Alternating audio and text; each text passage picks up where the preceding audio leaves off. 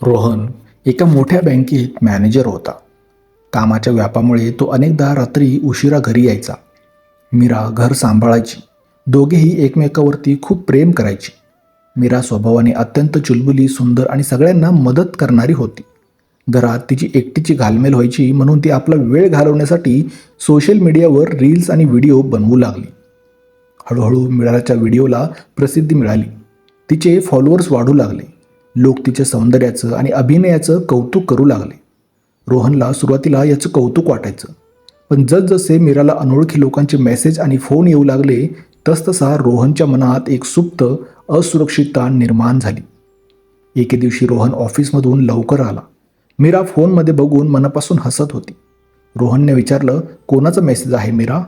मीराने हसत हसत फोन बाजूला ठेवला आणि म्हणाली, काही नाही हो, एक फॅन आहे, त्याने माझ्या व्हिडिओवरती एक खूप छान कविता लिहिली.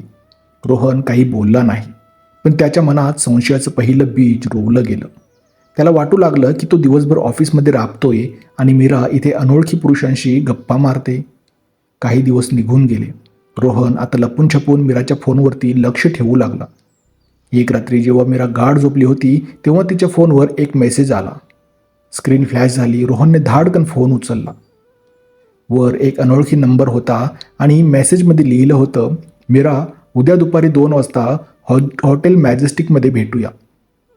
मी तुझी वाट पाहीन, विसरू नकोस. हे वाचून रोहनच्या अंगाचा थरकाप उडाला. त्याच्या डोक्यात जणू रक्ताची गुळणी आली.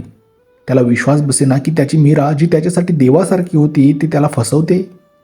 त्याने रागारागात मीराला उठवण्याचा विचार केला, पण ते स्वतःला आवरलं. त्याला तिला रंगेहात पकडायचं होतं. दुसऱ्या दिवशी रोहन ऑफिसला जातो असं सांगून घराबाहेर पडला, पण तो ऑफिसला गेलाच नाही. तो दुपारच्या 2 वाजायची वाट पाहत हॉटेल मॅजेस्टिकच्या बाहेर आपली गाडी लावून बसला.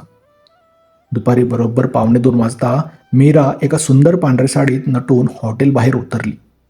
रोहनच्या डोळ्यातून रागाचे निखारे पाझरत होते. मीरा हॉटेलच्या आत गेली आणि कॉर्नरच्या एका टेबलवर बसली.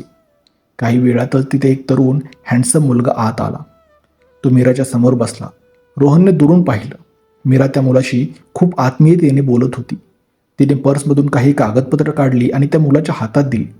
त्या मुलाने मीराचा हात हातात घेतला आणि तिच्या डोक्यावरून हात फिरवला. हे दृश्य बघून रोहनचा संयम तुटला. त्याला वाटलं की सगळं संपलंय. तो गाडीत बसला आणि प्रचंड वेगाने गाडी चालवत घराकडे निघून गेला. संध्याकाळी मीरा घरी आली तेव्हा घरामध्ये पूर्ण अंधार होता. तिने लाईट लावली तर समोर रोहन दारूची बॉटल घेऊन बसला होता. तो कधीच दारू प्यायचा नाही. मीरा घाबरून जवळ गेली. अहो, हे काय काय झालंय तुम्हाला? रोहनने रागाने दारूचा ग्लास भिंतीवर फेकून मारला. काचेचे तुकडे उडाले. तो ओरडला, नाटक बंद कर मीरा. कोण आहे तो, ज्याला तू दुपारी हॉटेलमध्ये भेटायला गेली होतीस? पांढरी साडी नेसून कोणासाठी नटली होतीस तू? मीरा स्तब्ध झाली. ती म्हणाली, रोहन, तुम्ही चुकीचा अर्थ काढताय. तो राहुल आहे. हो, मला माहिती आहे. तो तुझा कोणीतरी राहुल आहे. माझ्या कष्टाच्या पैशावर तू तिथे चंगळ करतेस, मला फसवतेस. रोहनने एकही शब्द ऐकून न घेता मीरावरच्या चारित्र्यावरती भयानक आळ आणला. त्याने तिच्यावरती अत्यंत नीच शब्दात आरोप केले. मीराच्या डोळ्यातून अश्रू वाहत होते. ती म्हणाली, रोहन, एकदा माझं ऐकून तर घ्या. मी जे केलं ते आपल्यासाठी. मूर्ख समजू नकोस मला. निघून जा माझ्या घरातून. ज्याच्यासोबत राहायचं आहे त्याच्यासोबत जा. रोहनने रागाच्या भरात मीराचा हात पकडला आणि तिला थेट घराबाहेर हाकलून दिलं आणि दरवाजा जोरात बंद केला. मीरा दारावरती हात मारून रडत होती. रोहन, दरवाजा उघडा. खूप मोठी चूक होते तुमच्याकडून. प्लीज ऐका. पण रोहन कान बंद करून आत बसून राहील. शेवटी रात्रीच्या अंधारात मीरा रडत रडत तिथून निघून गेली. पुढचे 2 दिवस रोहन घरातच पडून होता. मीराचा एकही फोन आला नाही.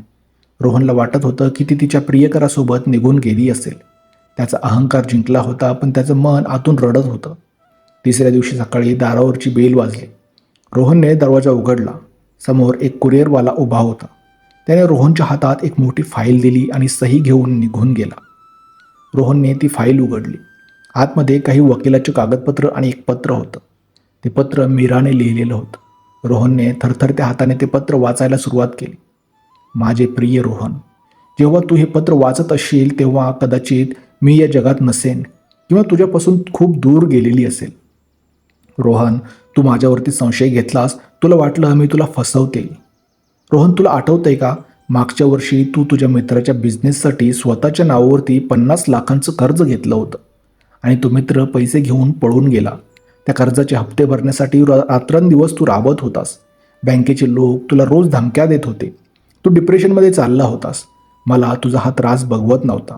मी माझ्या परीने पैसे उभे करण्याचा प्रयत्न करत होते. म्हणून मी सोशल मीडियावर काम सुरू केलं, जेणेकरून काही पैसे मिळतील, पण ते पुरेसे नव्हते.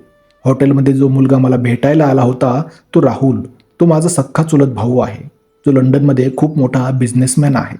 मी त्याला आपल्या परिस्थितीबद्दल सांगितलं होतं. तो मला मदत करायला तयार झाला, पण त्याला आपल्या स्वाभिमानी रोहनचा स्वभाव माहिती होता की तू कोणाचे फुकट पैसे घेणार नाहीस. म्हणून राहुलने आपल्या घरावरचं ते 50 लाखाचं कर्ज स्वतःच्या खात्यातून पूर्ण नील करून टाकलं. मी हॉटेलमध्ये त्याला त्याच कर्जाची कागदपत्र आणि आपल्या घराची पेपर्स द्यायला गेले होते, जेणेकरून तो बँकेत पैसे भरू शकेल. पत्राचा पुढचा भाग वाचताना रोहनच्या हातातील पत्र गळून पडलं. पुढे लिहिलं होतं, त्या दिवशी जेव्हा तू मला घरातून हाकलून दिलं, तेव्हा मी अत्यंत मानसिक धक्क्यात रडत रडत रस्त्यावरून जात होते. माझं लक्ष नव्हतं आणि समोरून येणाऱ्या एका वेगवान ट्रकने मला उडवलं. मी सध्या सिटी हॉस्पिटलच्या ICUमध्ये आहे. डॉक्टर सांगतायत की माझे शेवटचे काही तास उरलेत. मला पैशांनी तुझं कर्ज तर फेडता आलं रोहन, पण मी तुझा माझ्यावरचा विश्वास कधी जिंकू शकले नाही. हे वाचताच रोहनच्या पायाखालची जमीन सरकली. तो वेड्यासारखा ओरडला, मीरा. तो तसाच धावत घराबाहेर पडला. पायात चप्पल नव्हती, अंगावरती नीट कपडे नव्हते. तो गाडी घेऊन सुसाट हॉस्पिटलच्या दिशेने निघाला. त्याच्या डोळ्यात अश्रूंचा पूर वाहत होता. त्याला स्वतःची प्रचंड घृणा येत होती. एक छोटासा संशय आणि त्याने स्वतःच्या हाताने आपल्या सोन्यासारख्या पत्नीचं आयुष्य उद्ध्वस्त केलं होतं. तो हॉस्पिटलमध्ये पोहोचला. ICUच्या बाहेर मीराचा भाऊ राहुल उभा होता. राहुलने जेव्हा रोहनला पाहिलं तेव्हा त्याने रोहनची कॉलर पकडली आणि त्याच्या गालावर एक जोरदार चपराक मारली. का आलास इथे? माझी बहीण तुझ्यासाठी मरत होती आणि तू तिच्या चारित्र्यावरती संशय घेतलास? निघून जा इथून. राहुल रडत ओरडला. तेवढ्यात ICUचा दरवाजा उघडला. डॉक्टर बाहेर आले. त्यांच्या चेहऱ्यावरती उदासी होती. त्यांनी मान खाली घातली आणि म्हणाले, आय एम सॉरी. आम्ही तिला वाचू शकलो नाही. शेवटी ती फक्त एकच नाव घेत होती, रोहन. रोहन तिथेच जमिनीवरती कोसळला.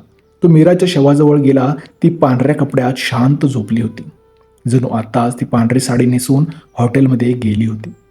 रोहनने तिचे पाय पकडले. तो ढसाढसा रडला, तिची माफी मागितली. पण आता मीरा कधीच उठणार नव्हती. तिचे डोळे कायमचे मिटले होते. मित्रांनो, आज रोहन जिवंत आहे, पण तो रोज मरतोय. मीरानं दिलेलं ते घर आणि कर्जमुक्त आयुष्य त्याच्याकडे आहे, पण त्या घरात राहायला आता मीरा नाही. सोशल मीडिया आणि लोकांचे मेसेज किंवा एखादी अर्धवट पाहिलेली गोष्ट यावरून कधीच आपल्या हक्काच्या माणसावरती संशय घेऊ नका. संशयाची एक ठिणगी संपूर्ण संसार जाळून खाक करू शकते. काहीही वाटल्यास आधी समोर बसून शांतपणे बोला, कारण गेलेली माणसं कधीच कोणत्या वकिली कागदाने किंवा रडण्याने परत येत नाही.